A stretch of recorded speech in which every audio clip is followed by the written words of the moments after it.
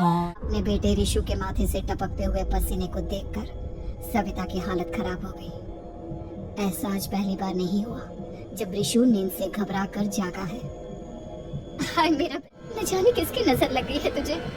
जब से मेरे बच्चे ने 10वीं के एग्जाम में स्कूल टॉप किया है, तब से रोज बुरे बुरे सपने आने लगे हैं। हाँ माँ, मैंने आज फिर से एक काले साए को देखा। वो यहीं मेरी आंखों के सामने खड़ा था। माँ, माँ मुझे बचा लो माँ। वो मुझसे कह रहा था कि मुझसे बदला लेगा। माँ, कहीं ये प्रशांत। कैसी बात कर रहा है? दोबारा उसका नाम मत लेना। तुझे पता है ना, उस प्रशांत ने आत्महत्या कर ली, तो बार बार उसका नाम मत लिया कर। मम्मी, क्या सच में प्रशांत ने आत्महत्या की थी? बहुत सवाल पूछता है आजकल। और फिर रात के वक्त सविता के पूरे घर में एक अजीब सा काला धुआं छाने लगा। आँख खुली, उसका दम घुटने लगा। वो दौड़कर ऋषु के रूम की तरफ गई, जहाँ उसके दरवाजे पर घूमती एक काली परछाई देख वो बुरी तरह से घबरा गई। कौन है वहाँ? कौन है? सामने आओ।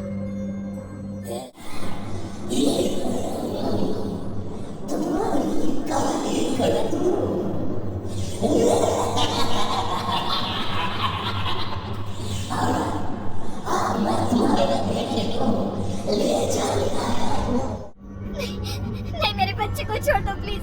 मेरे ऋषु को कुछ मत करना। वो परछाई ऋषु के कमरे में घुस जाती है। सविता भी उसके पीछे पीछे दौड़ कर जाती है और देखती है कि अब वो साया साफ नजर आ रहा था। वो सरसों में सना हुआ था और उसके शरीर के सारे अंग कटे फटे हैं। क्या चाहिए तुम्हें? तुम जो बोलोगे मैं करूंगी, लेकिन मेरे ऋषु को छोड़ दो। उस परछाई ने उसे पकड़कर दीवार के सहारे हवा में उछाल दिया। ऋषु जोर जोर से चिल्लाने लगा। बचाओ मुझे, बचा लो माँ। माँ ये मुझे मार डालेगा। माँ मुझे बचा लो माँ। नहीं, ऐसा मत करो। मुझे मार दो, लेकिन मेरे बच्चे को छोड़ दो। मैं तुम्हारे आगे हाथ जोड़ती हूँ। वो परछाई ऋषु को जमीन पर गिरा देती है और अचानक वहाँ से गायब हो जाती है। ऋषु, मेरा बच्चा, तू ठीक था ना? कुछ बोल बेटा, क्या हुआ है तुझे? मैं ठीक हूँ माँ। क्या हुआ था यहाँ पर? कुछ नहीं बेटा, कुछ नहीं। तू परेशान मत हो। हम कल ही गांव के बाहर जो तांत्रिक महाराज रहते हैं, उनके पास चलेंगे। ठीक है। हम जल्द ही उनके पास चलेंगे। मुझे बहुत डर लग रहा है माँ। ये बार बार मुझे डरावने सपने आना, ये सब हमारे साथ क्यों हो रहा है माँ? अपने बेटे ऋषु को लेकर गांव के बाहर तांत्रिक के पास जाती है। जिस जगह पर तांत्रिक रहा करता था, वो जगह बहुत डरावनी थी। चारों तरफ कंकाल और खूब मूर्तियां नजर आ रही थी। गांव से दूर वीराने में उस जगह पर जोर से आंधी चल रही थी। ऋषु ने डर कर अपनी माँ का हाथ पकड़ लिया। माँ मुझे बहुत डर लग रहा है। ये कैसी जगह? बेटा, हमारे साथ जो कुछ भी हो रहा है, उसका इलाज सिर्फ और सिर्फ ये तांत्रिक महाराज ही बता सकते हैं। अब यही है जो हमें प्रॉब्लम से बाहर निकाल सकते हैं। जैसे ही सविता और ऋषु तांत्रिक की झोपड़ी के अंदर पहुंचे, वहाँ का नजारा देखकर उनकी आंखें फटी की फटी रह गई। तांत्रिक की झोपड़ी के अंदर कई सारे लोग अपनी गर्दन घुमा घुमा कर जोर जोर से चीख रहे थे।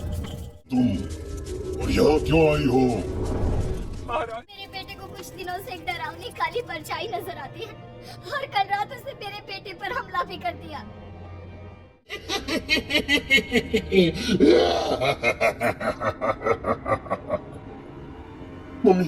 मम्मी हमें यहाँ से चलना चाहिए। ये जगह मुझे ठीक नहीं लगती। नहीं कहते, रुक जाओ, 2 मिनट के लिए रुक जाओ। क्या कहा? काली परछाई? तुम्हारे बेटे पर किसी काली परछाई ने हमला किया? वो कह रही थी कि वो मेरे बेटे को कुछ कर देगी। कोई उपाय बताइए महाराज, मेरे बेटे के साथ कुछ गलत नहीं होना चाहिए। तुमने किसी दूसरे किया है तो तुम्हारे साथ भी गलत होकर ही रहेगा। तुमने किसी की जान ली है, किसी को मार डाला है तुमने। नहीं महाराज, मैंने ऐसा कुछ नहीं किया। मैंने किसी की जान नहीं ली। मुझे कोई उपाय बताइए। लगता है तुम इतनी आसानी से नहीं मानोगी। मैं तुम्हें अभी उस काली परछाई से मिलवा देता हूँ, और वही सारा सच तुम्हारे सामने लेकर आएगा। हाँ? सविता और ऋषु ने डर के मारे अपनी आंखें बंद कर ली। तभी अचानक तांत्रिक की झोपड़ी में अजीबोगरीब आवाजें गूंजने लगी। सविता और ऋषु बुरी तरह से कांप रहे थे। आंखें खोलो और अपने सामने देखो। क्या यही है वो जिससे तुम कल रात को मिली थी? बताओ मुझे। इसने कल रात मेरे बेटे के ऊपर हमला किया था। ये कि भटकती हुई आत्मा है जिसे कुछ दिन पहले तुमने मार डाला था। मम्मी, मम्मी, ये महाराज क्या कह रहे हैं? क्या सच में आपने किसी की जान ली है? किसी को मार डाला है? अगर हाँ तो बताइए ना मम्मी, किसको मारा है आपने? किसको? तुम्हारी माँ इतनी आसानी से सच नहीं बताएगी बेटा। इसने एक बच्चे की जान ली है। कहीं उसका नाम प्रशांत तो नहीं महाराज? वो मेरा दोस्त है, मेरा मतलब मेरा पड़ोसी है। सही पहचाना। देखा सविता, तुम्हारा खुद का बेटा भी जानता है कि तुमने किसी के प्राणों की बलि चढ़ा दी और इसीलिए अब उसकी बुरी आत्मा तुम्हारे घर में भटकती है। गलती जी महाराज, मुझसे बहुत बड़ी गलती हो गई। प्रशांत हमारे पड़ोसी का बेटा था। हर बार उसके नंबर मेरे बेटे से ज्यादा आते थे और इसलिए मैंने उसके कमरे के बाहर काला जादू किया था, पर मुझे नहीं पता था कि वो मर जाएगा। अरे उसी काले जादू वाली गुड़िया के अंदर एक बुरी आत्मा थी जिसने उस बच्चे के दिमाग पर बुरा असर कर दिया और उसी की वजह से उस लड़के ने अपनी बालकनी से कूदकर आत्महत्या कर ली। इसकी वजह सिर्फ और सिर्फ तुम हो, तुम। नहीं नहीं महाराज, जो कुछ भी हुआ मुझे नहीं पता था कि प्रशांत अपनी जान दे देगा। उनकी आत्मा इस वक्त तुम्हारे सामने खड़ी है, हमसे बात करना चाहती है। बोलो, बोलो क्या कहना चाहते हो? मैं जीना चाहता था, बड़ा होकर कुछ बनना चाहता था। आपके बेटे से मुझे कोई परेशानी नहीं थी। अरे वो तो मेरा अच्छा दोस्त था। मुझे माफ। मुझसे बहुत बड़ी गलती हो गई, मुझे माफ कर दो। करने से मुझे वापस जिंदगी नहीं मिल जाएगी। मेरे माँ बाप आज भी मेरे लिए रोते हैं। आपने मेरे साथ बहुत गलत किया है, बहुत गलत। और तभी प्रशांत की आत्मा वहाँ से गायब हो जाती है। सविता जोर जोर से रोने लगती है। ये तुम्हारे अपने ही किए हुए पाप है जो इस तरह से तुम्हारे सामने आ रहे हैं। माँ, ये आपने अच्छा नहीं किया। सिर्फ 10th बोर्ड के एग्जाम में मैं टॉप कर पाऊं, इसीलिए आपने मेरे दोस्त के ऊपर काला जादू कर दिया। नहीं मम्मी, नहीं, अब हम कभी खुश नहीं रह पाएंगे, कभी नहीं। मेरे दोस्त की आत्मा को कभी शांति नहीं मिलेगी मम्मी, कभी नहीं। लेकिन मैंने जो कुछ भी किया सिर्फ तुम्हारे लिए किया। वो लड़का हमेशा फर्स्ट पोजीशन पर आ जाता था और इस वजह से हमेशा तुम्हारे मार्क्स कम पड़ते थे।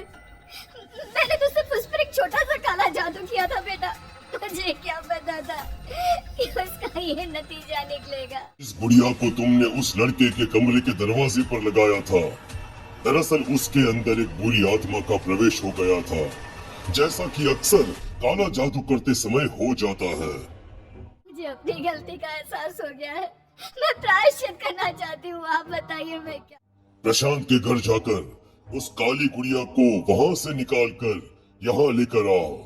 मैं उसे आग में जलाकर राख कर दूंगा और उसके बाद प्रशांत की आत्मा को हमेशा के लिए मुक्ति मिल जाएगी। अगली रात सविता चुपचाप अपने पड़ोसी प्रशांत के घर जाती है। प्रशांत के माँ बाप प्रशांत की मौत के बाद उस घर को छोड़कर हमेशा के लिए वहां से चले गए थे। जैसे ही सविता उस घर के अंदर कदम रखती है, उसका सामना अजीबोगरीब हैवानियत से भरी आवाजों से होने लगता है। ऐसा लग रहा था जैसे कोई बुरी तरह से चीख रहा। सविता जैसे ही प्रशांत के कमरे के बाहर पहुंचती है, वहां पर लटकी हुई गुड़िया के शरीर से खून टपकने लगता है। ये क्या हो रहा है? इस गुड़िया के शरीर से खून क्यों टपक रहा है? सविता हिम्मत करते हुए उस गुड़िया को वहां से उतारने की कोशिश करती है, लेकिन तभी अचानक से बहुत भयानक दिखने वाली औरत उसकी आंखों के सामने आकर खड़ी हो जाती है। मैं यहाँ से कहीं नहीं, और अगर तूने मुझे यहाँ से हटाने की कोशिश की तो मार डालूंगी मैं तुझे। नहीं नहीं, मुझे तुम्हें यहाँ से ले जाना ही होगा, नहीं तो मेरा बेटा, उसकी जान को खतरा है। मैं तुम्हें नहीं छोड़ सकती। अगर तुम्हारे अंदर हिम्मत है तो मुझे इस घर से बाहर ले जाकर दिखाओ।